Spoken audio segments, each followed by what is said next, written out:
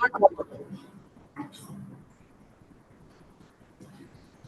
good morning, everyone, and welcome to the 20th instalment of our series of webinars for the hotel sector, hosted by HVS, Bird AlixPartners, and EP Business in Hospitality. We're delighted that you could join us, and I hope you find the next hour and a half as exciting and as enlightening as I know we will.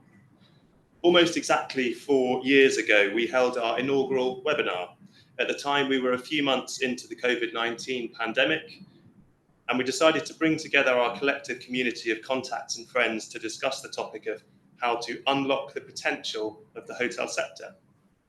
So to celebrate this, our milestone 20th edition, we'll be revisiting that theme, and again looking forward to consider how we can unlock the potential of the hotel sector. You may have noticed that today's session is in fact a hybrid one. So in addition to all of you who are kindly joining us online, we have in the room with us today some of the luminaries of the sector who have kindly joined us previously as speakers and panellists and who are celebrating with us in person. And you'll be hearing from some of them later on. A quick word on today's programme. We'll be kicking off by hearing from our fantastic guest speaker, Kate Nicholls, OBE, the celebrated CEO of UK Hospitality, who will share her views on where the UK's hospitality sector is heading. After that, some of our distinguished guests will share their own brief thoughts on the same topic. And finally, we'll be finishing with a panel session in which I will have the pleasure of turning the tables on the people who have been your hosts for the last 4 years and asking them some of the key questions of the day. A final word before we start. We're very keen, as always, for this session to be as interactive as possible. So please do submit your questions. For those of you who are joining us online, please use the Q&A function on your screen. And for those who are in the room with us, please raise your hand and we can bring a roving microphone to you to ask your questions. So without further ado, it's my pleasure to introduce our esteemed guest speaker for today, Kate Nicholls, OBE, CEO of UK Hospitality. Kate, thank you.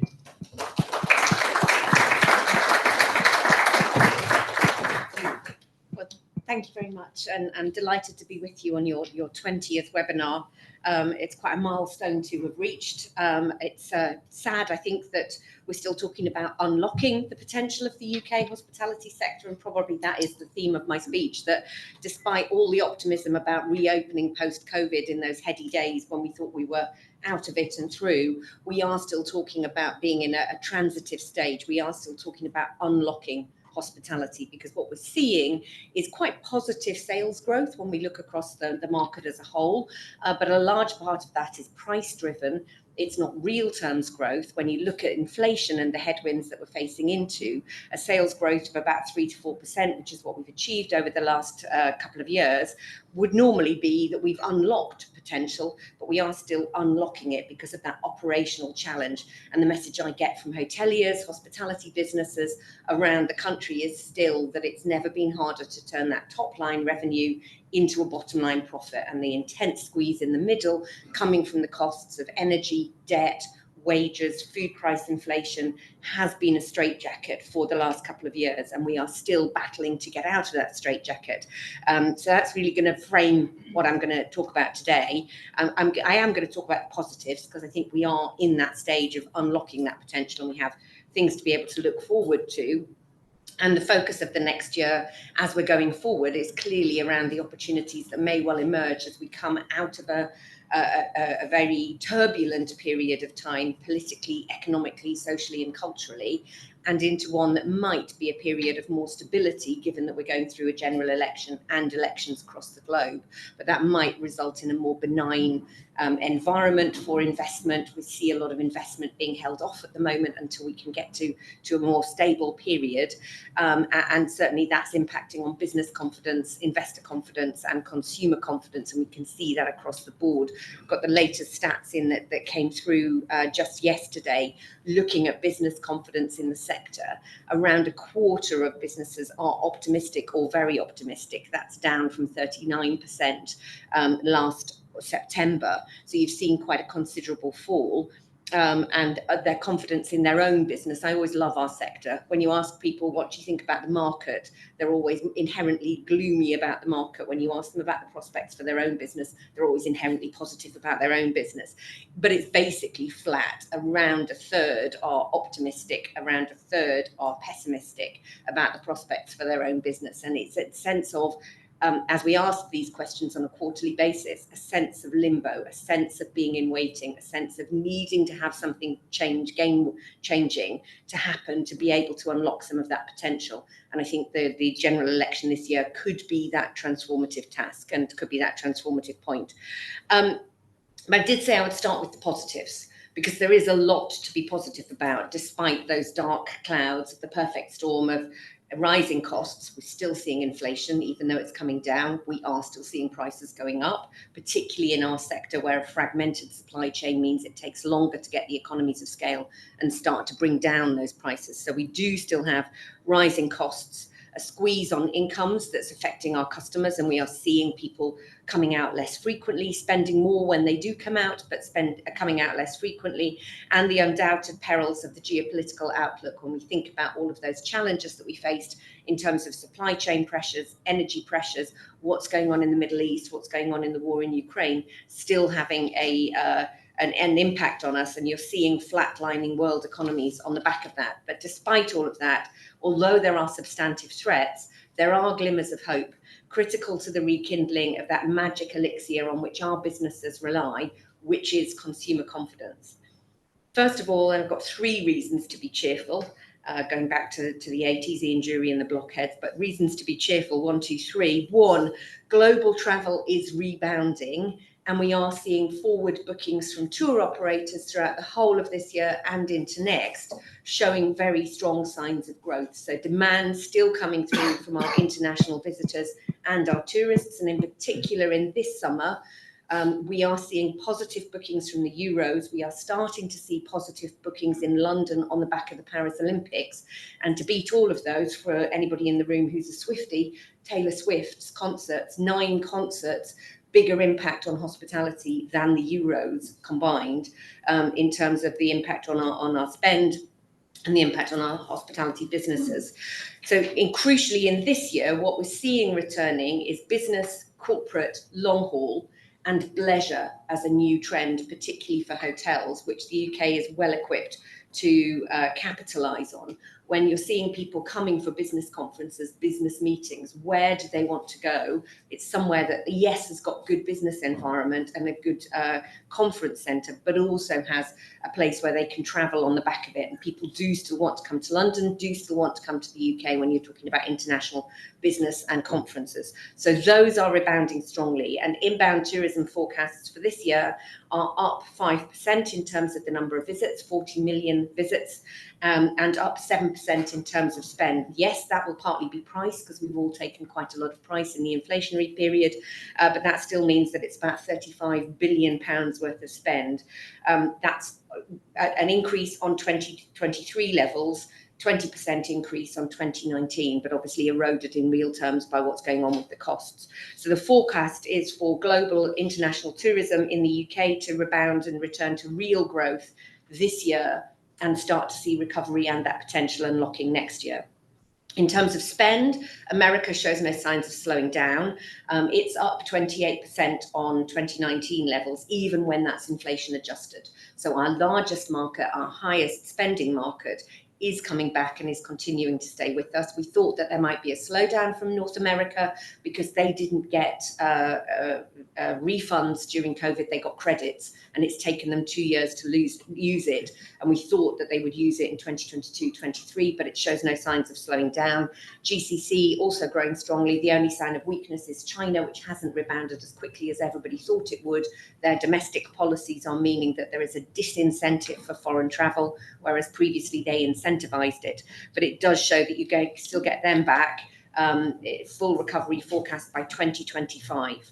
So a big push this year around screen tourism, in the marketing campaigns, around a return to London in the marketing campaigns, a very competitive marketplace. And we are seeing signs of price sensitivity. And out of 140 countries worldwide, we are 139th in terms of tax and price competitiveness. So we are battling with one hand behind our back, but it is showing that that sign is growing. Domestic forecasts also positive, with UK consumers forecast to spend 642 billion on holidays this year, and a large proportion of that will continue to remain with domestic holidays. I don't like the term staycation, as anybody who's seen in the Evening Standard, I was recently quoted about it, but domestic holidays, the cost of travel disruption in 2023 making more people consider staying at home. Second reason to be cheerful, consumer confidence and the appetite to come out is still a top priority for disposable income. It has been throughout the 18 months. We do a consumer tracker each month, and despite the cost of living pressures, despite all of the challenges and the headwinds that they are still facing, and there is the sentiment that consumers don't feel they are going to be feeling better off until probably this time next year, 40% of them continue to say that when they have any disposable income, eating and drinking out is their top priority, and a third of them say going on holiday or a day trip is their second priority. So that's joint highest that you can see. It's fluctuated in terms of holidays, that goes down to fourth and fifth. But certainly in terms of going out, socialising with family and friends, there is still quite a demand and quite an appetite. And thirdly, the reason to be cheerful, potentially over the worst. I hate saying this when we're about to have inflation figures announced tomorrow, and I'm going to forecast, but I suspect we will be close to 2% tomorrow. And on the back of that, the Bank of England will feel much more confident about cutting interest rates. So you will go into the summer with people feeling that boost, feeling that confidence that the sort of independent experts are feeling that the economy has turned a corner. There is a problem with the government telling you that, because people don't believe the government anymore. If you don't take the blame for the economy crashing, you don't get the credit for the economy improving. So when the Chancellor and Rishi Sunak go out and say the economy has turned a corner, I'm not sure consumers believe them. Although when we see positive sentiment, positive messages on a Wednesday, we do see it in pub tills and bar tills on the Saturday. We get a payday weekend if we've got positive news. So if inflation does come down, we will expect to see that coming through. But around a fifth of visitors that frequently go eat and drink out and go into hospitality venues say that they will be going out more frequently in Q2, Q3 than they were anticipating on the back of that positive news. So interest rates, savings, that people are rebuilding their savings, any positive sense around inflation and interest rates and mortgage rate decisions that have come through in the early part of this year, people have rebuilt their savings, but we know they are ready to go out and spend, and when they do, they are likely to come out and spend in us. Second reason is the boost in disposable income. On average, people got a boost of £900 as a result of the NIC cut. That doesn't tend to translate through immediately in the same way that an income tax cut does, but people will see their pay packets marginally better off as they come through April, May. Once we get some better weather and a sustained period of better weather, I think you will see people coming out and spending. And then finally, the inflation point, slight blip back, up and down, I think we are likely to go, but the trend is clearly downward. We are not seeing, as I say, we're not seeing deflation, but we are seeing prices coming off the peak. And when you look at our costs, the input costs that are coming into the business, for the first time, we are back below double-digit increase inflation levels on food and drink price inflation. That has been double digit since the war in Ukraine started. We are seeing some of those commodities go into active deflation, particularly around fats. There is some uncertainty around fresh produce. The start of the year has been really bad. You have got crops that have not been planted, and so you may see some price increases going through there. But you are looking at around 7 to 8% price inflation in the food price index for April, which was just released yesterday. And that's the second month it's been below double digit. Again, energy, this time last year, it was still running at around 300-400% increases. It's now down to around 30 to 40% increases. Again, uncertainty and caution around the energy price, and that's fueling the food price inflation because of what's happening in the Middle East, but also because of the vagaries of supply. But it is starting to come down and it is looking better. So customers will start to feel better off. Our rate of food price inflation is double that's happening in retail. So you will see prices in the supermarket starting to go backwards rapidly. So yes, we do still face challenges, and as businesses, we continue to talk to government about the steps that they could take to improve our competitiveness, our productivity, and unlock that potential for growth and investment. The message that we take to government, and more importantly to the opposition, who we've been working with really closely over the last 18 months, is around, if you unlock our potential, then you will deliver real terms growth in the economy, because we are a generator of growth in the economy. If we grow 3 to 4% on £140 billion revenue, that's quite a lot. We might not be the fastest growing, we might not be the largest growing. If you look at some of the smaller fintech and creative industries, they will show faster growth, but you will get big bang for buck from the everyday economy. And if we unlock our potential, then we create places that people want to visit, people want to invest in, and we attract inward investment and FDI, and places people want to live and work. And that's crucially important to get the economy moving. And from an opposition point of view, if you get the economy moving, if you get those tax revenues started to come back, because we generate £54 billion of tax for £140 billion of revenue, there isn't much more productive tax collector than the hospitality sector, then you can fund those vital public services. And that's the conundrum that the opposition is working to at the present moment in time. So there's opportunities for us to use to demonstrate the positive force for good we can be in our communities, socially, culturally, and economically. Particularly important this year when we are looking at how we can connect politicians with voters' lives, concerns, a renewed focus on place and placemaking, and new incoming politicians to get a good start afresh on the benefits that the industry can generate. So in this election year, you've got those senses of areas that we could unlock, because the big challenges at the moment that are holding us back is that debt burden, is that COVID debt overhang, is the energy challenge, but it's also our labour shortages, which is why I'm having to leave you today to go and talk to the ministers in job centres. We still have a vacancy rate of around 8%. It's going downwards. It was 15% when we started opening after COVID, but that is still holding us back. And we still know that a quarter of operators are telling us that they are restricting hours of opening. They are restricting occupancy and capacity because they do not have enough staff to fulfill at the levels of service that they want to do. Now, in part, that is just about basic opening and closing. But when you look at the London luxury hotel market or the fine dining market, that is about the level of service that you are able to provide to justify those prices. And that's the big challenge that people are grappling with. So in this election year, we are starting to talk about the shot of oxygen we might need to be able to allow us to address that. If we could grow more because we've got more people coming in, we've got more access to labour that we can open fully, that would allow us to generate more growth. We're also talking about those pre-profit taxes, which are holding back and resulting in that squeeze in margins, which is meaning that you've got about a third of the sector operating at or below break even. That's employment taxes, it's business rates, but it's also VAT. And you've also got around a quarter of the sector who have run through their cash reserves in dealing with that intense margin squeeze from the cost of living, cost of doing business crisis that we're facing. So our argument is that we need a shot of oxygen to grow. Potential economically is if we got that and we had a fair wind, or you return to a more benign economic set of circumstances based on some of that consumer confidence, we're forecast to grow 6% year on year over the next 5 years. And most of that at the moment is forecast to happen in the second half of that 5-year period. As I say, you've got a limbo and you've got a period of stagnation at the moment where investment is curtailed. But with a shot of oxygen, we could bring that forward, and nothing responds more quickly to that shot of oxygen than the hospitality sector. So that's the area that we're talking on. And we're talking about 3 key areas with the opposition party in particular, but also this current government. First of all, it's cyclical challenges and its immediate issues. The business rates cliff edge in April 2025, where you see reliefs ending.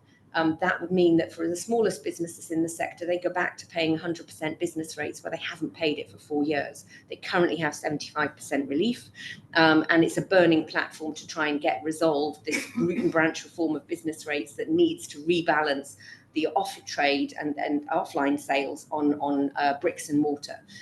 So that is a campaign platform that needs to be taken forward, and we're trying to get that injected with a sense of pace and urgency so we can have it addressed in the first budget post a general election in likely autumn this year. Secondly, alongside that, you've got planning and asset values and planning reform. There are the biggest issues that we're facing at the moment in terms of unlocking growth. 90% of our businesses say that they are facing delays in planning applications, fairly routine planning applications, converting additional rooms, adding kitchens on, not greenfield, not controversial, not new build, but 90% delayed in planning, and half of those are more than 40 weeks. The statutory timetable for looking at planning applications is 12 weeks. And if you take 40 weeks, that's taken out a whole tourism season before you can get the development going. So it really does slow everything up. Secondly, it's the supply side reforms around labour and staffing. Vacancies are falling, but you have got persistent vacancy levels, about 100,000 vacancies. And if we're looking at growth and we're looking at where we can turbocharge the economy, we've got no headroom to invest in training and recruitment. So it's about supporting the businesses to be able to invest. I'm talking to DWP this morning about Kickstarters, restarters, boot camp programs to be able to give pre-entry and pre-apprenticeship program training to people, not just young people, but people across all parts of the economy and the economically inactive, to help them into jobs in hospitality, because we provide opportunities for all with no previous experience. You can come in and you can rise rapidly to management. So we're talking about that, but more importantly, apprenticeship levy reform, so that we can make sure we can invest in our people and recruit and retain the best. And then thirdly, it's a long-running campaign. Probably the question you'll ask is, what's the chance of success? It's very slim, but VAT and measures to stimulate demand and generate demand to be able to get us moving. But if we did that, then we would be able to get back to doing what we do best, which in the decade post the financial crash was delivering 1 in 5 new jobs, £10 billion of investment in the high street, and growth equivalent to about 5 to 6% year on year.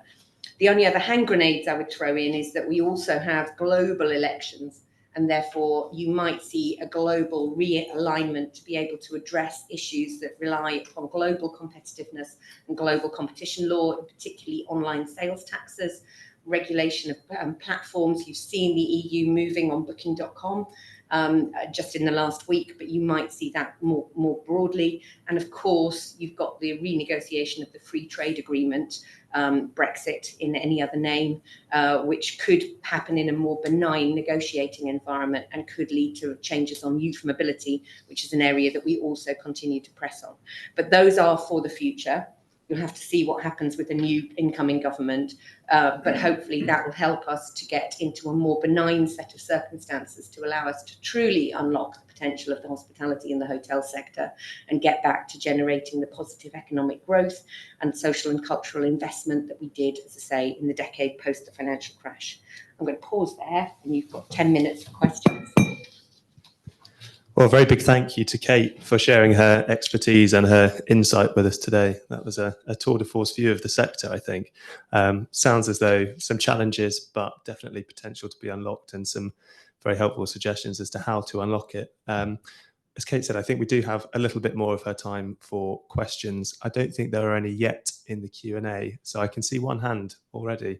Do we have a roving microphone that can be taken to Russell? Thank you, Izzy. Thank you, Kate. That was terrific. None of us can be in any doubt that there is change afoot in the political environment. Whether we have a change of government or not seems not to be up for discussion. But are you getting the sort of response from both sides of the political divide on how important this sector is to the UK economy? And I think in particular about your points made about VAT, not just VAT in the sector, applied in the sector, which was at least given some relief in COVID times, but also for overseas tourists to be able to reclaim VAT on their shopping purchases and so forth. Okay. I'm not making a party political point, but whatever happens, whatever the result of the election, there will be a change of government, and there will be a huge change in Parliament because you've got such large swathes of people stepping down.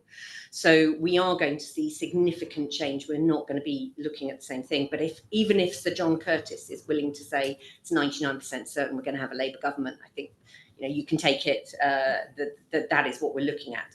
And in fact, that's what we've been working on for the last 12 to 18 months, to be able to make sure that the opposition understand and engage with our sector positively.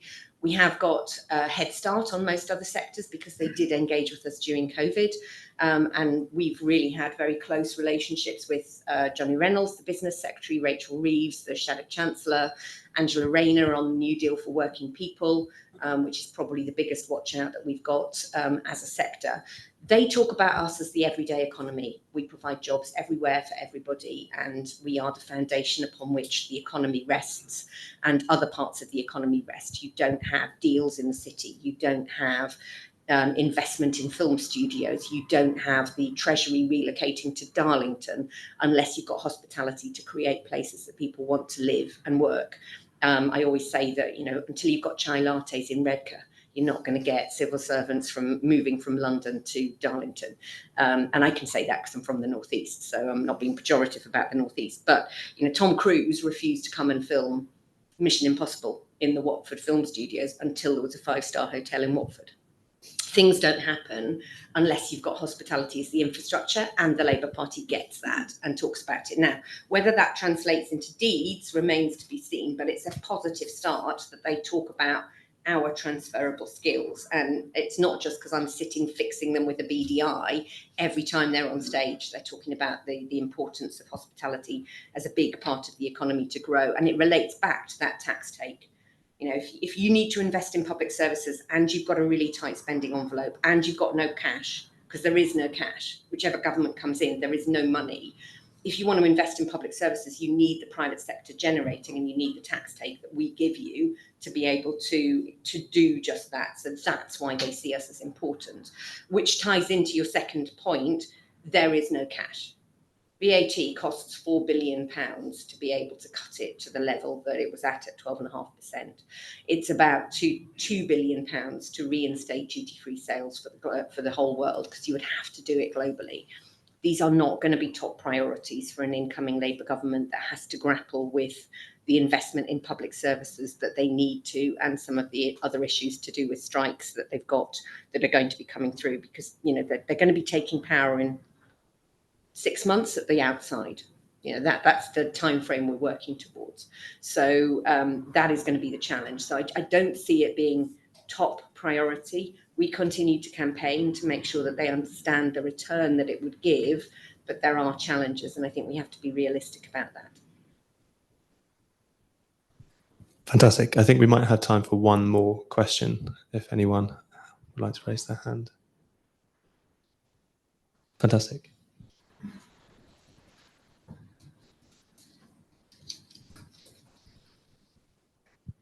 Thank you, Kate.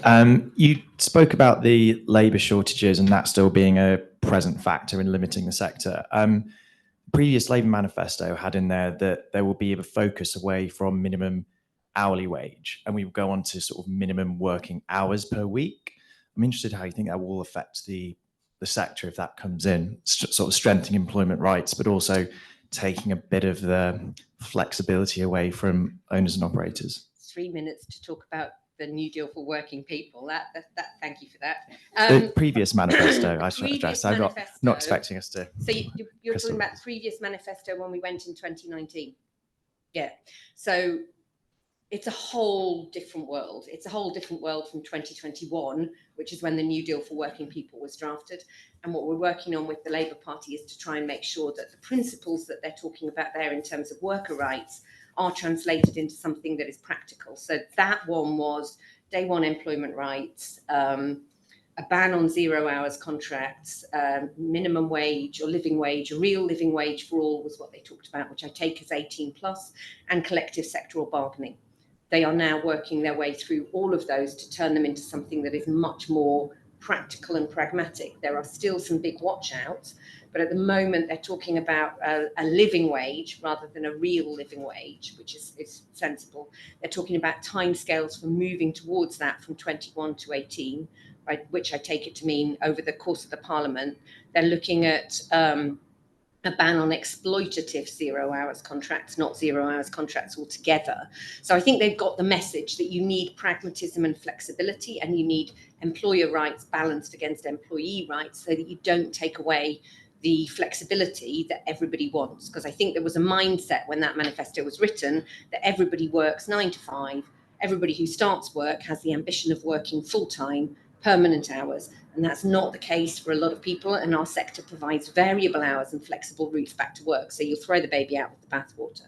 So they are rowing back on that, and they are accepting that you might choose to have a 0 hours contract, or you might choose to have a guaranteed minimum hours. So I think it's about that area of nuance. If you've got the right to request a guaranteed minimum hours, but you can refuse it if you don't want it. The one watch out, which I still haven't bottomed out with them so much, is collective sectoral bargaining, which would be very challenging for the sector. But at the moment, I think they're talking about that in unionised sectors only. Fantastic. Well, thank you very much again, Kate, for a terrific presentation, and thank you for your questions as well. I'm so sorry I can't stay, but thank you.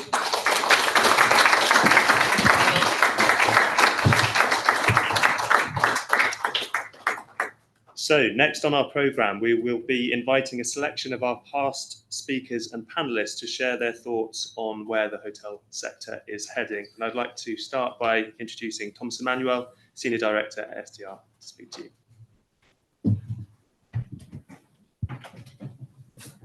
Thank you very much indeed. Good morning, everyone. Pleasure to be here. Thank you for the invite. So, as you'd expect from STR, I'll be talking about performance, what we're seeing in the sector. It's probably the first time you've seen somebody from STR talk without slides, but I'll do my best. So, if we look at things on a global level, generally speaking, most regions are moving in the right directions in terms of occupancy rate. We're still seeing some growth, but there are two really significant exceptions there.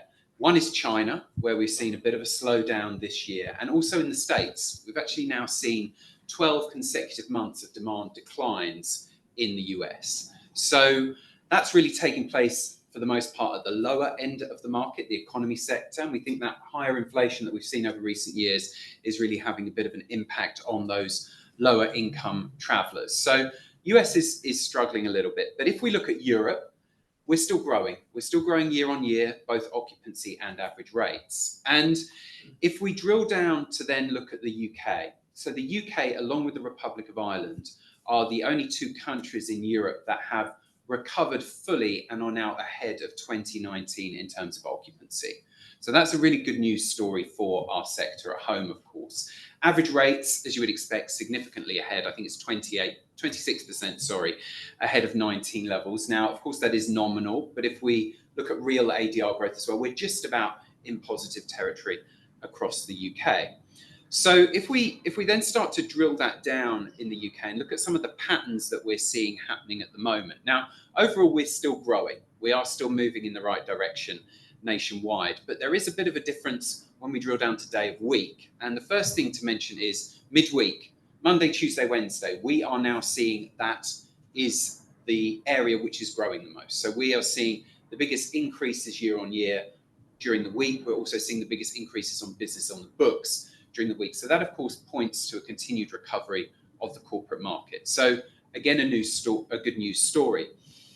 But then conversely, when we look at year-to-date performance here as well, the weekends are actually seeing a little bit of a softening in performance, particularly in London from a rate perspective, down about 4% at the weekend. So perhaps not surprising, it's obviously coming from a very high bar. We've seen significant rate growth over recent years. And as Kate mentioned as well, people perhaps going out a little bit less, but I think that is a bit more of a normalization of the industry. The days of double-digit increases are behind us. We are in the new normal as such. We're not looking backwards anymore, we're looking forwards. And I think it also speaks to some price sensitivity from the consumer, or increased price sensitivity, I should say. In terms of class of hotel, we've got luxury continuing to do very well. That's well ahead from a rate perspective, but also economy. That is That is growing at the second highest rate after luxury in terms of rate, and also occupancy at the highest level. So economy has kind of been the standout in terms of performance. Looking forward, business on the books, we're ahead of where we were, just about. Most markets in positive territory. So we feel it'll be a good summer, as Kate echoed. And then as we move forward to all-important Q4 as well, that corporate demand, I think, will put us in quite good stead. So our forecast is for a pretty stable year.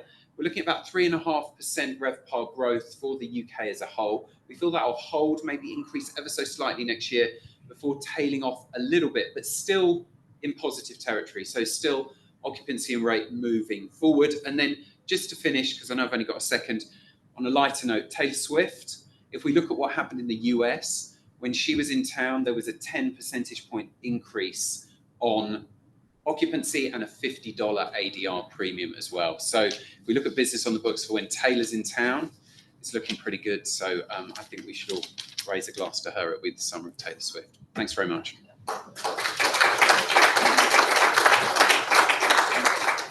Thank you very much, Tom. Next to the stage, I'd like to invite Ian Livingston from London and Regional. Thank you all. So just for those of you who don't know, London and Regional is a large private hotel owner and operator. We have approximately 118 hotels in our business across US, Europe, and the UK. And what are we seeing at the moment? Well, we have a number of luxury hotels which are doing very well. The last month or two has been a little bit slower in terms of occupancy, but generally, luxury sector is doing very well. Budget also, as you just said, is doing very well. Rate and occupancy, very solid. Costs under control. We love the sector. We like to do more of that. In general, business is back to a trend more or less in keeping with 2019. So if you extrapolate the 2019 numbers to where we are today, we're pretty much on track and maybe slightly ahead. So we're happy with the business generally, globally. As you said, there's been a little bit of softness in the US in the last couple of months. Mid-market full service offerings quite difficult. We've had a lot of cost pressure and difficulty with business travelers returning to full service. They're looking for cheaper deals. Groups are coming back, but slowly.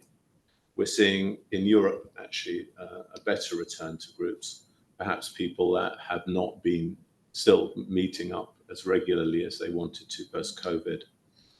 Summer is looking good. The last 2 months, as I said, have been a little bit slower, but we're seeing very good pace for the summer, good rate, particularly in the luxury and resort sector. What are we seeing generally in the business? We're seeing more and more brands from the majors. It's a shame that our colleagues from Hilton and Hyatt, I think, are not here today to talk about that. But there's a predominance of more and more brands. I think that they're getting less and less differentiated. I think they're confusing to the clientele. And I think that they're causing a lot of problems with areas of protection for owners because those were not anticipated when we signed contracts. In the investment side of the business, we're seeing a few assets coming to market. They're generally not that great. There are a few good businesses that are in the market, but generally the distressed things that we're seeing are not great, and we're not buying them. Many of them have had capex withheld due to COVID, cash flow issues, and all the rest of it. Those are also getting much more difficult to finance, and so we're seeing hotels with financing gaps. We're talking to banks at the moment to see where those gaps are. And I think as a private investor, we're quite interested in the credit space because we realize that there is a gap between where banks and credit funds want to operate and where people need to get to refinance their businesses. So getting tougher, I think, partly because of the lack of capex that's been spent in general. What are we seeing in terms of travelers? Asia, as we have heard, is being slow to return. GCC and the Americans are good. They're strong on rates, strong on volume, so we're doing well there. The young are prioritizing travel, so any brands that attract young people with disposable income, young are prioritizing travel and experience over capital spending on other items. Hotels are now becoming an asset class which is more widely appreciated by investors, and that may mean everything from traditional funds through to investment vehicles. It gives a hedge against, we know that the sector gives a decent hedge against RPI, or has done, and it generally correlates with GDP growth. So we're seeing more interest in the space as an inflation hedge.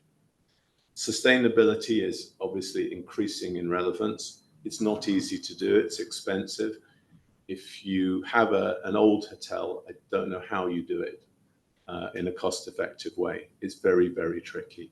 On new builds, it's easier, and where you're doing a substantial refit. But again, it's going to be harder to operate non-sustainable hotels and harder to finance them going forward. And that's something that we need to be aware of.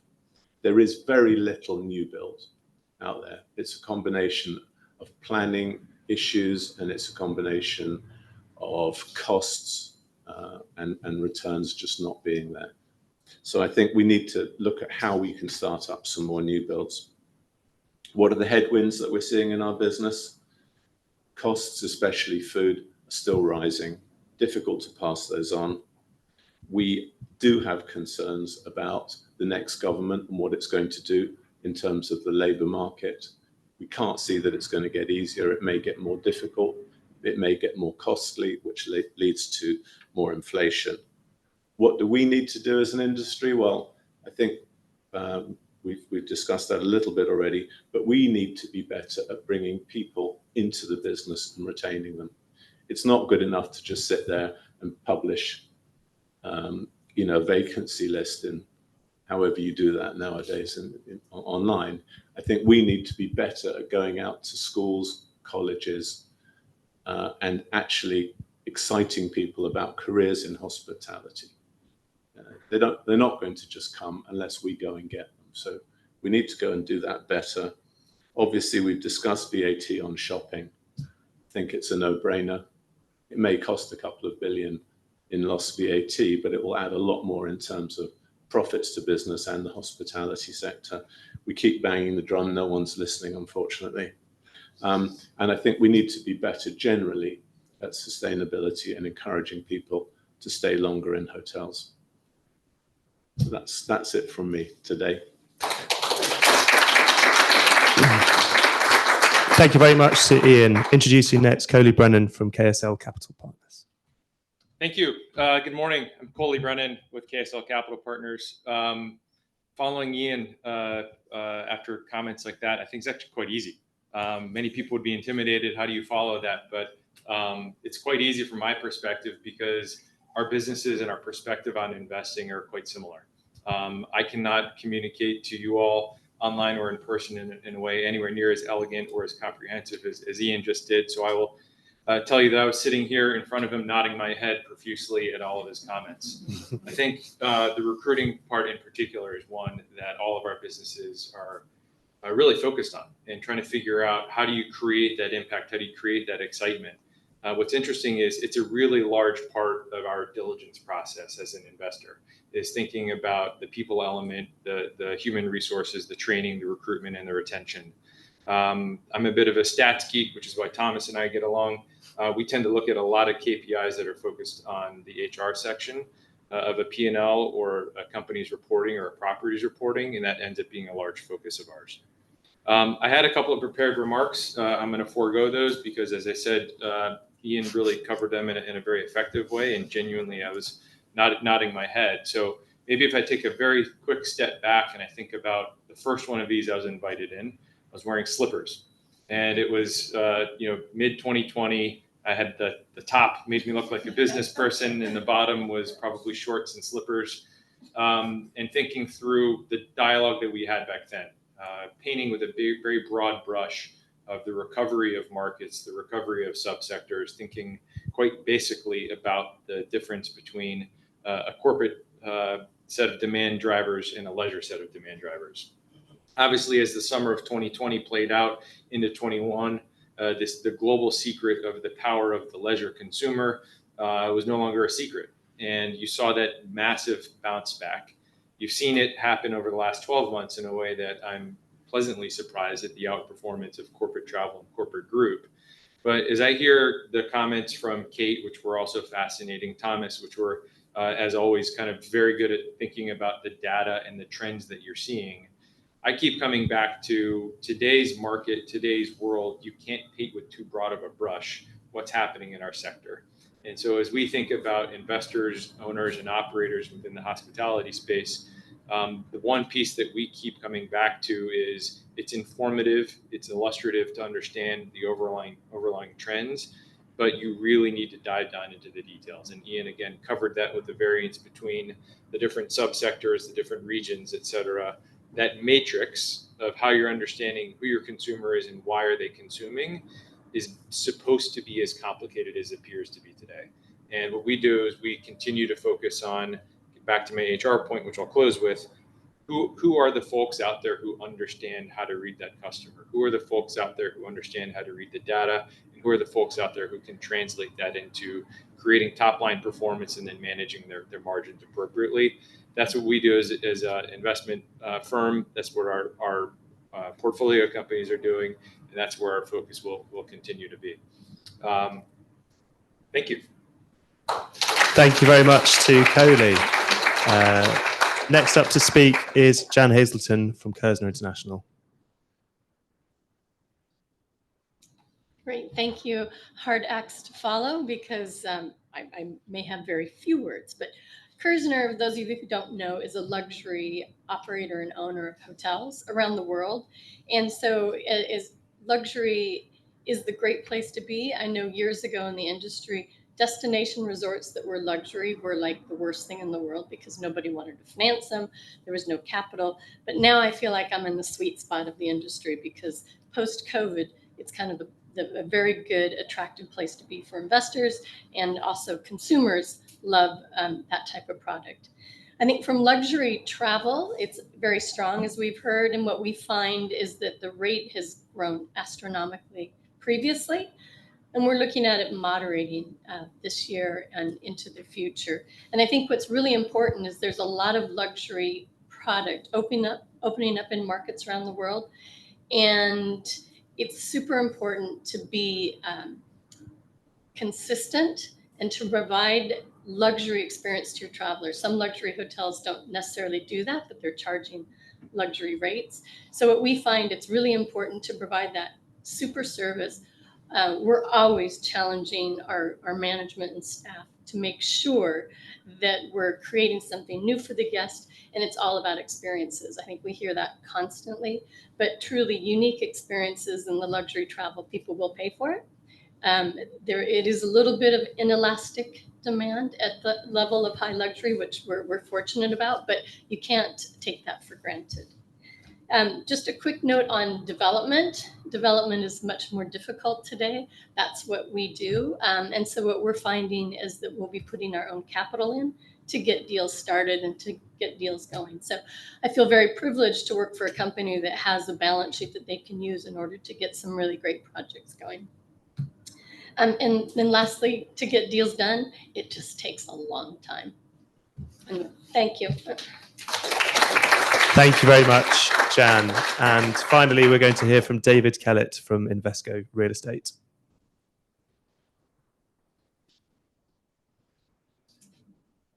Thank you. I should really have nothing left to say because everything's been said already.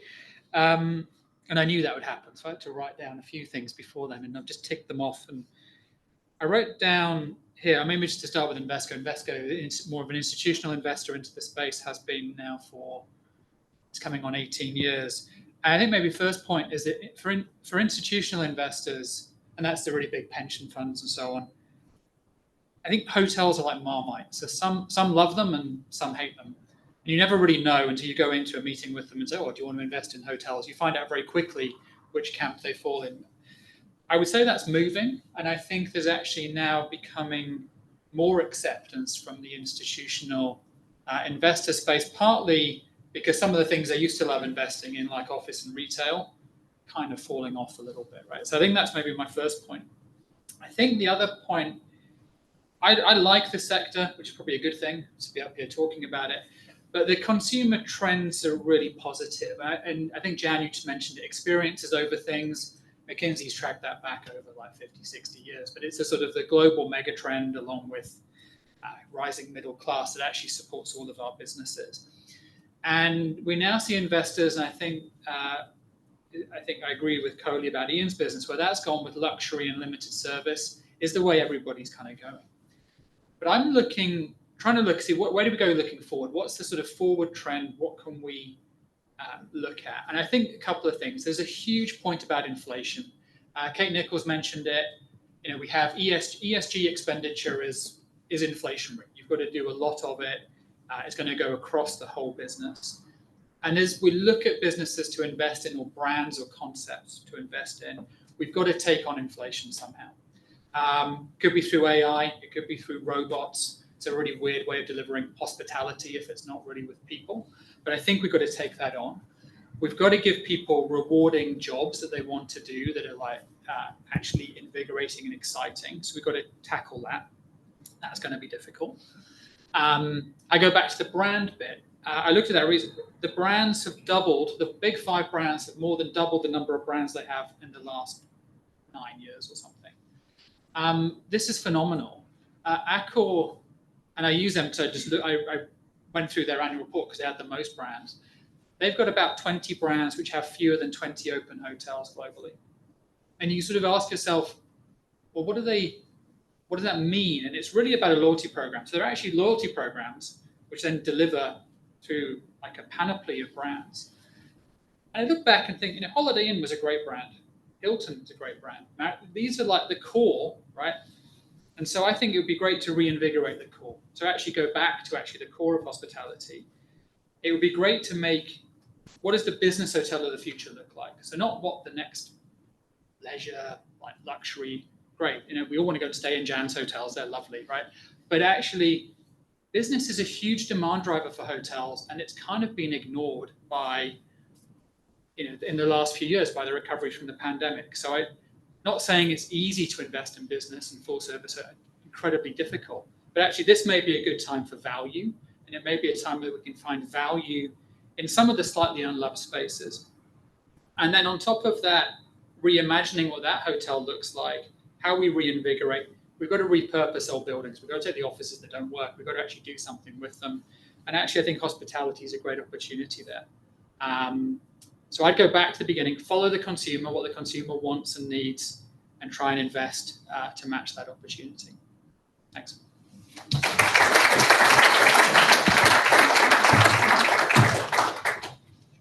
So I'd like to say a very big thank you to all of our guest speakers for kindly sharing their thoughts with us today. So we move now to our panel session, and it gives me great pleasure to invite our hosts to join me on the stage. So please welcome Russell Kett, Karen Freeb, and Graham Smith.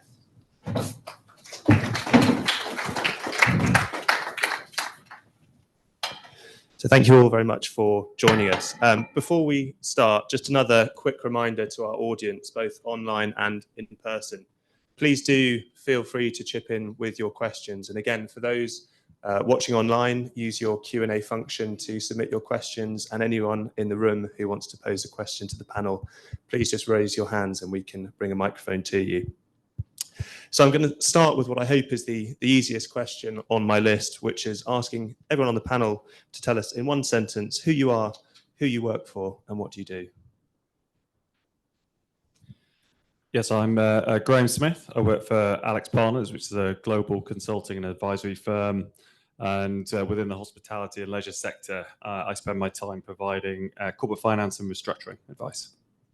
Hi, I'm Karen Freeb. I'm head of Bird Bird's International Hotels, Hospitality and Leisure team. I spend a lot of my time liaising with our international team, making sure we're all joined up and looking at things together in terms of client focus, etc. I also do the work, and I increasingly over the last few years, I think, which is an interesting way, you know, what have you been doing to respond to the needs of your clients? I've mostly been doing hotel management agreements, which you may or may not find interesting. Hi, I'm Russell Kett. I'm chairman of HVS in London. I'm what they called a seasoned hotel consultant, which means I'm very old. And I try to do as much as I can within the shortest time possible in a working week, and to really continue to have fun advising the hotel sector to make a great success of its future. Thank you all very much. Thank you. So to set the scene again quickly, the theme of our first webinar 4 years ago was unlocking the potential of the hotel sector. As we've mentioned, at that time, we were just a couple of months into the COVID-19 pandemic, and unsure exactly how that would play out and what impact it would have. At the time, our view was that closing down the sector would be relatively straightforward, but that reopening it would be challenging. So my first question is, do you think that was true? To what extent do you think the sector has fully recovered and reopened, or is it still suffering from some form of long COVID? Russell, if I ask you to Gosh, answer long first. COVID is something which I keep hearing about. It's very worrying. We had to close down, and I think we did a pretty good job of doing it as painlessly as possible. But in this country, we were blessed with having huge amount of governmental support, which made the pain of it a little easier to bear. And all I can say is that I think that had it not been for that, we would have been hopelessly underprepared and I guess incapable of dealing with it in a positive fashion. But it was good to have that, and I think that, you know, by and large, we've come out of it pretty well. Thanks, Russell. Karen, Graham, your thoughts? You can see, it's wonderful to see people gradually, I suppose, emerging into the light, and saying, we're going to go out and we're going to go and travel and have a wonderful time. But so that's encouraging. But even just listening to Kate, you can hear that, you know, we're still dealing with things like restricted opening hours and the like. So it certainly isn't fully opened. But when we think about, you know, the dark days at the beginning of COVID, you know, you have vivid memories, as was it Coley, you were saying, you know, slippers and shorts and boxer pants or whatever. But you do remember, I remember vividly the things that were still happening then, which sort of kept you going. And one of them, and Pablo, you and I worked on this together. I mean, the very first year of COVID, I remember sitting in my dining room looking out in the garden, you and I doing the Beaverbrook townhouse deal. And that was something we did, and it happened, and there were a few others like that, but no M&A, but there were deals happening, and those were very vivid, and those have gone on to be quite successful deals. So, but I wouldn't say everything has reopened again and fully up to speed yet. I think the only thing I'd add is that I think from a consumer perspective, I think we broadly got back to the new normal. I think we're seeing what consumers are doing, and people are adapting to that and reacting to that. I think the one area which is still a problem, I think everybody underestimated as we did reopen, is around labour. Just access to labour, the cost of labour. And that is still something, if we talk to clients across hotels, restaurants, travel, whatever it is, whichever industry, then labour continues to be a challenge. So I think as we think about, you know, next government coming in and what can be done to help the country to grow and to unlock that, and I still think that is one of the main things that is, you know, really holding many of the sectors back, which rely on a large volume of people. I do have a view on what steps can and should be taken to help unlock that problem. So I think one of the most encouraging things I've heard when it comes to a policy response to that is this discussion around sort of more flexible young persons visas. I think one of the areas hospitality most benefited from membership of the EU was this kind of constant flow of enthusiastic young people who wanted to come and visit the UK, travel around, and would use essentially working in hospitality as one of the ways to fund that and finance that. And yeah, we've got to balance that up with, you know, the industry itself investing enough, you know, in schools and colleges, and encouraging, you know, people who live in the UK to see hospitality as a career that they want to enter into and grow a career in that. But I think also just because of the peaks and troughs that we see in a lot of the demand across hospitality, that ability to access more flexible, enthusiastic young labour as well is really important to enable growth to increase to the extent that it could. And if I could just add that, I mean, that also goes directly back to Ian Livingston's point about, getting into schools, showing people that hospitality is a career, but it's not just working in the industry. Someone said to me the other day, "Oh, I listened to one of your podcasts." It was actually Ina Plunian from Cedar Capital called me and said she had someone approach her out of the blue, a student from King's College who'd listened to one of the female podcasts we've been doing recently in the sector, and said, this young woman listened to this podcast and approached Ina and said, "How do I find out how to do what you do, Ina, in hospitality?" So that wasn't even working in the sector, which is perhaps where the biggest crisis is, but it's also teaching people how they can have a career in this wonderful industry, whether that's from consulting through to the legal part of it or whatever. We just need to make it more visible, I think. All I would add to that is don't just think about secondary schools. It's never too early to start. And I think primary schools would be very, very welcoming of the hospitality sector, making itself better known to younger children so that they grow up understanding that you don't just have to be a policeman or a policewoman or a fireman or a fire, whatever you call them. That there are real meaningful careers from a very young age. If they can appreciate that, I think we'll be doing a lot of good service to educating the country as to the benefits of this wonderful sector. The thing I've always been disappointed about when I go abroad, as I did as a young child, and you would see in France and Italy and Spain or wherever, that even waiting on tables, gosh, what a wonderful career these people had. They thought of it as a career, and rightly so. In this country, we think of service as being servile, and that's so far from the truth. And if we can get that mindset changed, I think we'll be doing great to get people more into the industry. Thank you. So a lot of heads nodding in the room to those answers. So before we start to look forward, which is obviously the principal aim of this session, I'm interested to know, where have you seen the biggest change in the hotel sector in the 4 years since we started this series of webinars, either for good or for bad? Shall I go? Yeah, Karen.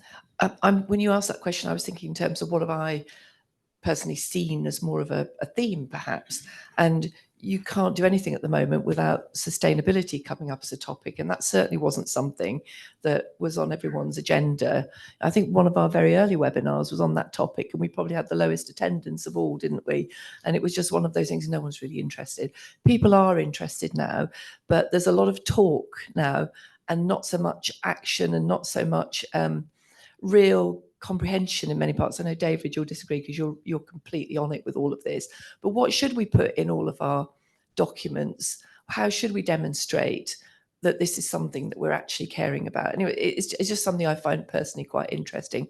We've been doing a project with the Energy Environment Alliance on what should management contracts say? How should owners and operators collaborate together to make sure that their hotels are sustainable, whatever they want that to mean? And of course, sustainability is a huge topic, from the people elements, Coley, as you were talking about, which are often ignored. I think they call it the silent S in ESG, to all of the other elements. So definitely, for me, that's something we're seeing a lot of talk about now. Thanks, Karen. That was going to be the one I mentioned as well, because again, 4 years ago, it was just, I won't say in its infancy, but we were just not paying anything beyond lip service. And now ignore it at your peril. I just think that from an investment perspective, and investors are just not going to be interested in looking at a particular asset or a particular company if they're not well down the line. And the problem is it's expensive. And if you're playing catch up, it's even more expensive. And if you are a historic building, as Ian was saying, it's even more expensive, and you can only go so far. But we have to do it. Why do we have to do it? Because the people who are coming on after us, the younger people who we like to talk about as Gen Zers or whatever they are, they're not going to move, whether it's from a customer perspective, an employee perspective, or an investor perspective. They're not going to move without having those issues resolved for them. And it's down to us to do that. Thanks, Russell. Graham, ignore ESG at your peril, but is there another area of change that you've seen in the last 4 years? Yeah, perhaps much less meaningful, but what I love is the fact that people have switched on to the fact that people love going on holiday, and people keep going on holiday, and people prioritize going on holiday, particularly to really nice resorts in really nice places. And yeah, you look back to when people were looking at deals through the late 2010s, the idea of institutional money flooding into the Mediterranean resort sector was it's just unheard of. And now it's like it's the place where people want to invest most, because of the fact all the consumer behavior shows that people do prioritize travel. They do try and protect that. And now that people have had that wave of revenge travel, if you like, and exploring new places, and actually having to explore new places because all of the very traditional places sold out first when everyone was bouncing back, so everyone had to look a little bit further afield. I think it's really opened that part of the market up. I think the only thing that I think we need to watch for in the industry from that perspective is there is a bit of a backlash now in some of those very popular places. We've seen it in the Canary Islands, we've seen it in Venice, where we're looking at actually restrictions on tourist numbers. But I think all that does is then just opens up those other parts of Europe, for example, which can then open themselves up to displaced demand, which won't be able to travel to perhaps some of those more traditional places. So whilst it might be maybe a bit disruptive in some very common areas, I think it's an opportunity for some of those more secondary or tertiary areas to invest and grow. And actually, just building on that particular point, one of the other things that we learned because of COVID was how willing people were to take what became known as staycations, and how we ignore the domestic travel market at our peril. And actually, to build on that, now that people are prepared to go abroad, now that people are happy to seek further afield, it's even more important for our domestic tourism sector in this country to boost its reputation so that they continue to benefit from UK travelers who are prepared to take short breaks, perhaps not long holidays, but short breaks, and many of them using the disposable income that they have in so many different places within our own country that I, for one, hold my hand up and say I've never explored. Thanks, Russell.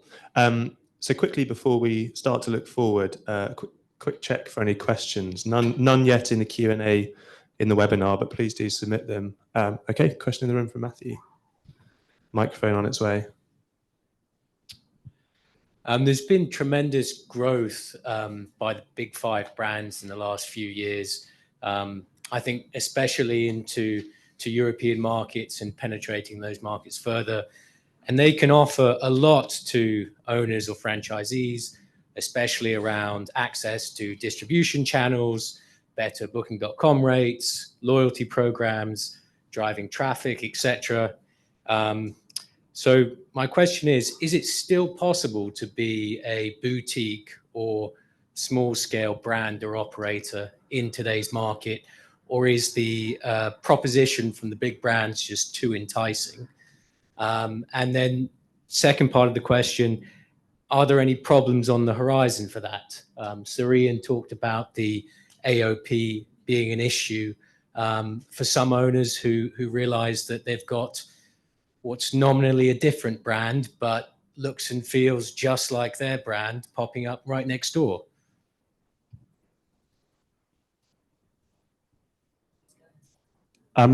So look, from an independent brand perspective, then I would say it's more challenging in if you like, a core business proposition where your main customer is one who is not quite the uninterested business traveller, but one who, when presented with 3 different choices in the city that they're travelling to, will most naturally just pick the one where they've got the best points balance and they're trying to build up and will get the best treatment. That's tough for an independent, unless you've got just really, really well located property, which is the one that's famous and it's local.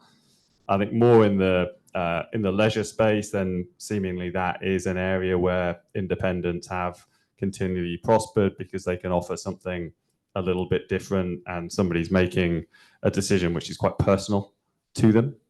But in the end, I think it will come down, the technicalities of those areas of protection and what the operator needs is, in the end, when the guest does come, and they need to be treated well. They need to enjoy that experience, because I think people's willingness to put up with poor service, a poor experience now is much lower because of the fact the standard of the industry in all these locations is so much better. That if you let the customer down, then that is the point that they'll switch, whether you're a brand or whether you're an independent. I was just going to say briefly, I think there'll be some stronger, more informative views in the room even than we can give on that. But all I'd say, certainly, I thought it was a really interesting point that came up earlier about areas of protection, and definitely something everyone needs to look at really carefully when they negotiate. Don't just stick a map on the back of the contract and think it'll work forever. Really think very carefully ahead as to what the areas of protection are going to look like in the future, if you possibly can. I think there are 2 aspects in answering your question that I just want to touch on, and to split the activity of the hotel brands into 2. One is getting the business there, using the brand and having a brand that people want to visit in order to get them across the door of your hotel. But the other aspect is that brand your manager as well? And are they making a lot of money for you, more so than you would be able to make yourself? And I often feel that some of the companies involved care more about getting the guest in the room rather than the dollar in the pocket of the investor or the owner. And I think we need to make sure that everybody's interests are looked after. We call it alignment, but I'm not sure that that's really achievable. But I do think it's important that whoever's operating the hotel operates the hotel in order to satisfy the guest, yes, but also to make money for the investor. So brands do have their value. Independents do have their value. You've got to get to your customer. And these days, with the internet and with Instagram and all sorts of other devices, we're able to attract the customer and get the attention of the customer in a far better way than we were able to before. And independent hotels in particular can do that off their own bat without having to spend gazillions of marketing dollars. I think one of the big trends that was picked up at IHIF, Matthew, this year was the fact that the big brands are definitely planning to get bigger. And with their point systems, Marriott Bonvoy, for example, all these attractive incentives, it can be extremely difficult to compete with them. I just picked up when I was reading in preparation for this leisure day, Marriott are planning to add 100 hotels and 12,000, yes it is, rooms to their portfolio by the end of 2026 through conversions and adaptive reuse. I mean, that's something, isn't it, really? And there's been talk about mergers between the big brands, nothing really happening yet, but there's definitely a move towards bigger when I'm sure this is what the big brands are looking at. Thanks, Karen. And on the topic of deals and transactions and activity in the market, the Bank of England recently held interest rates, and that's raised some questions as to whether rate cuts will or will not come later in the year.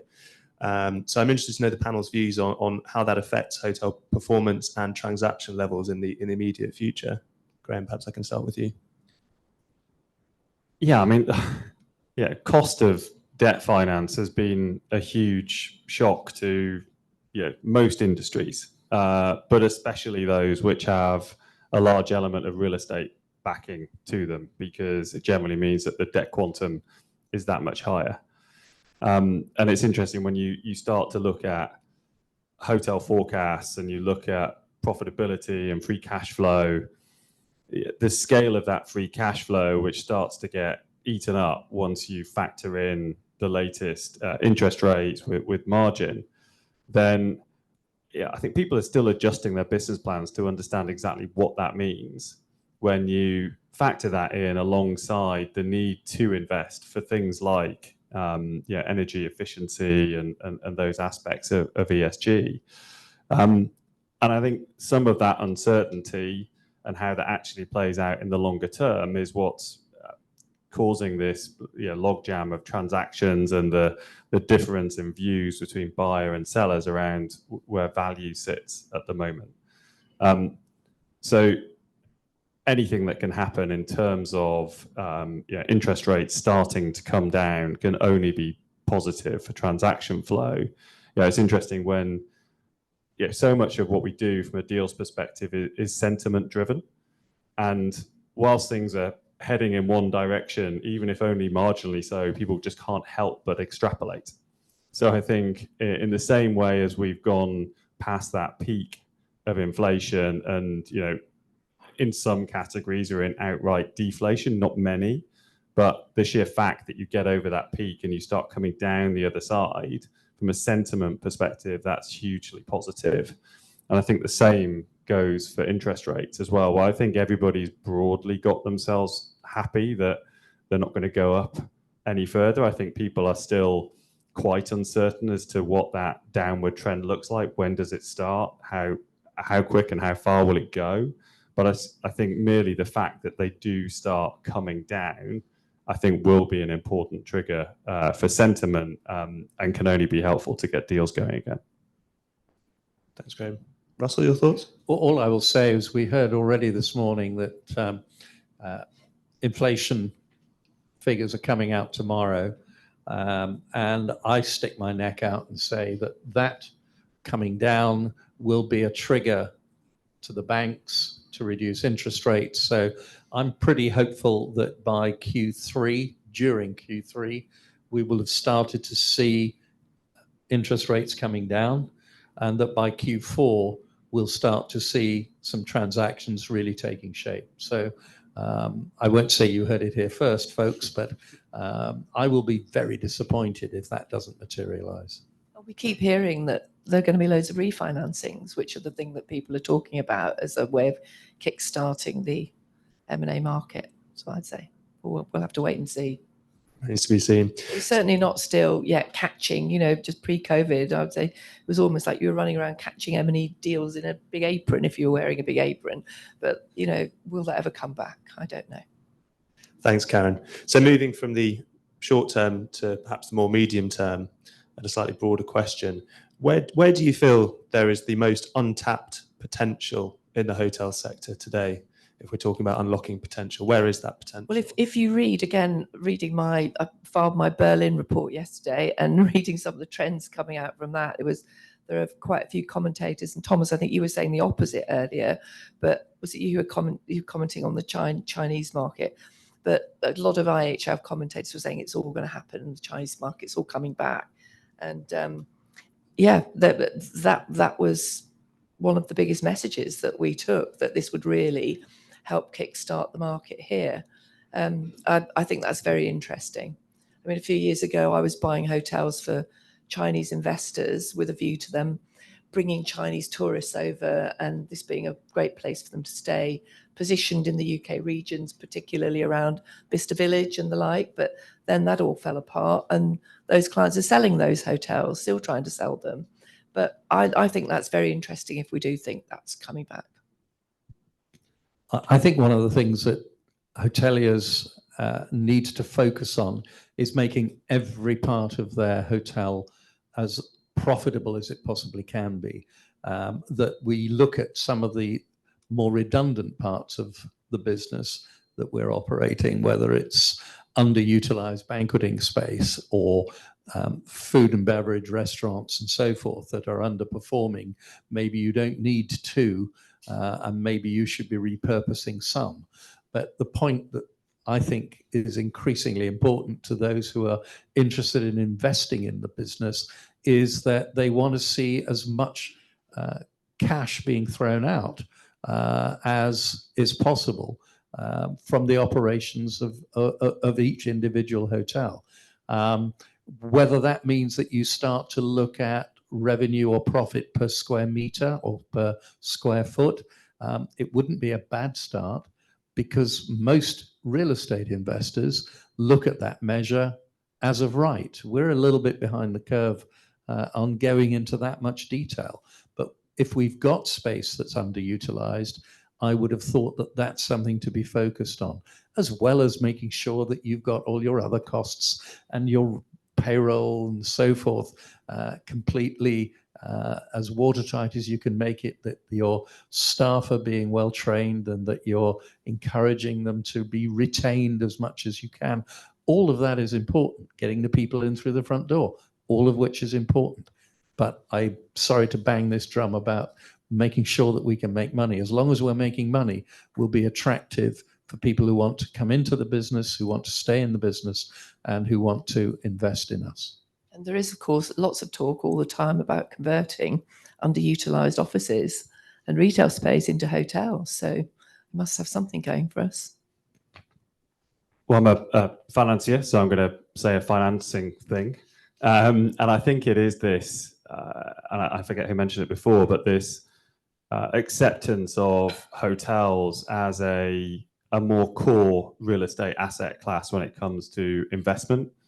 You only need to ask, anybody who's got a huge exposure to, US office real estate, then, what was seen as an incredibly, kind of robust and defensive asset class has been totally tipped on his head with what's happened post-COVID. And I think what has come to the fore is just the resilience of hotels and hospitality from that perspective, and the sheer weight of capital that's deployed against core real estate asset classes like office.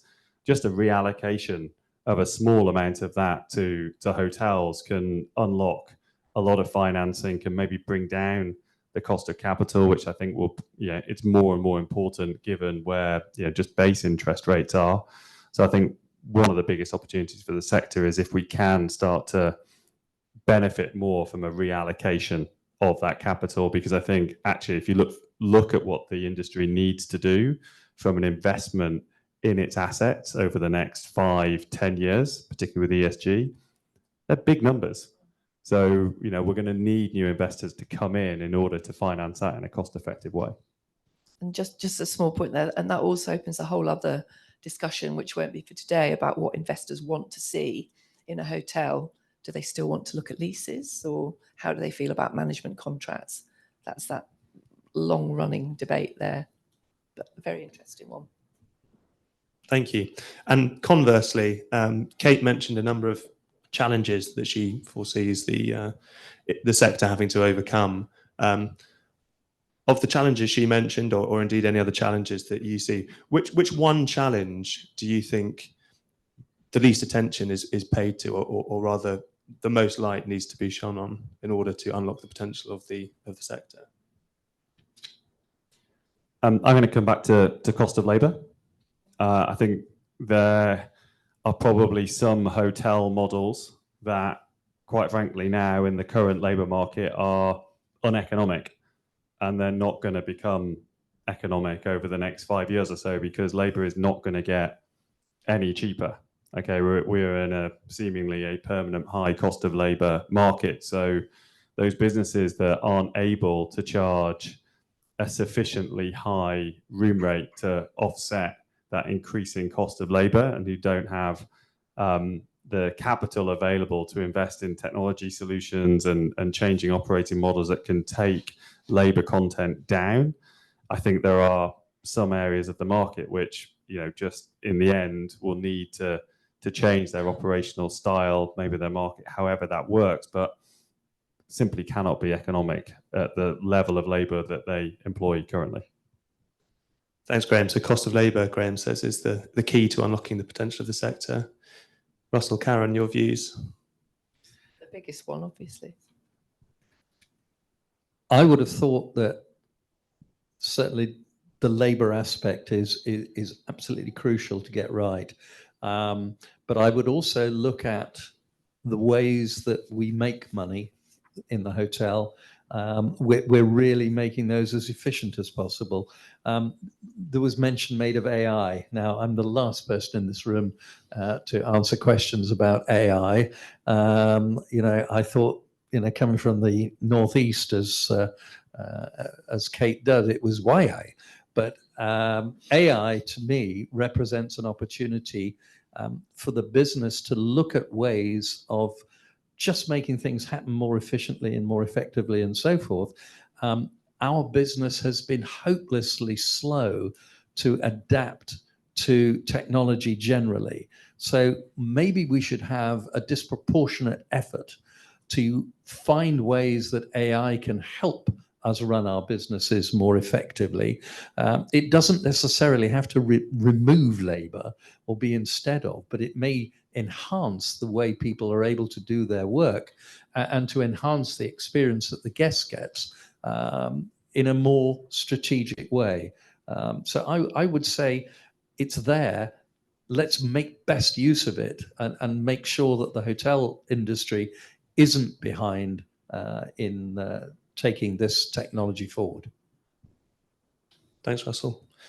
So employment costs, AI, Karen, any other keys to unlocking the potential of the sector? No, I would just say, obviously, there's more and more challenge there from people who are perhaps going out less often. They want more for their money. They want better service. And tying that up with the challenges, there has to be a way of finding a way through that, employing AI, but also maintaining the H in hospitality. But definitely from what you can see, and all the studies show that people who are going out want more for their money. They want great service.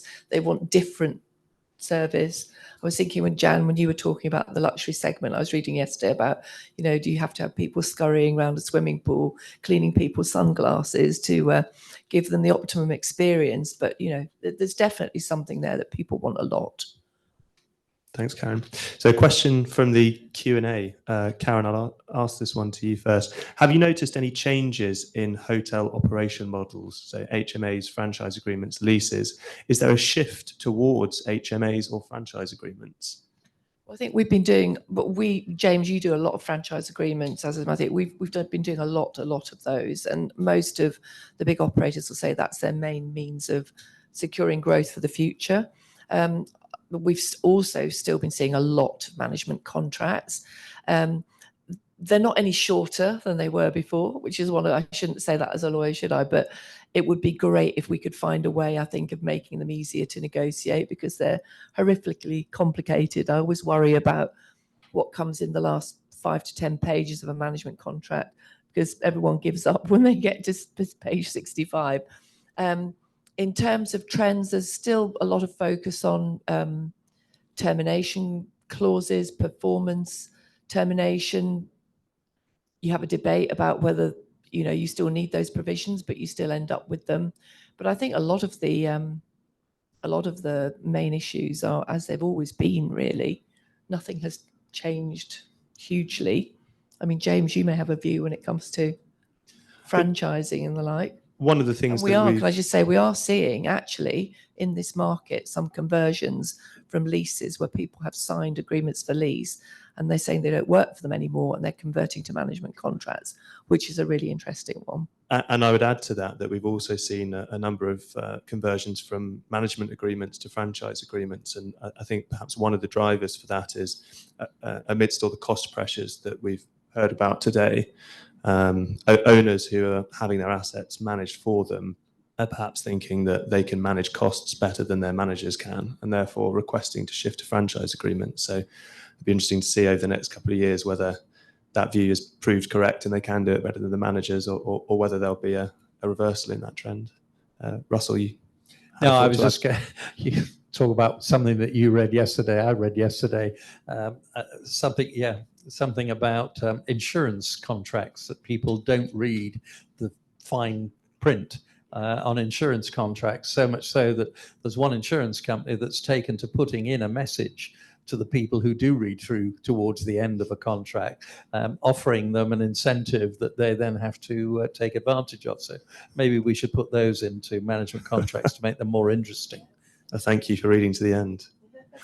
Speaking of the end, I'm very conscious of time, just a couple of minutes left. So I think it now leaves me to just to say a very big thank you to our speakers, to our panelists, to our guests in the room, and of course, everyone who has joined us online. It's been a great pleasure to host you for webinar number 20. We hope you continue to find them as enjoyable and as enlightening as we do, and we hope to see you for future instalments of the series. So with that, have a very good rest of the day ahead, and thank you again for attending.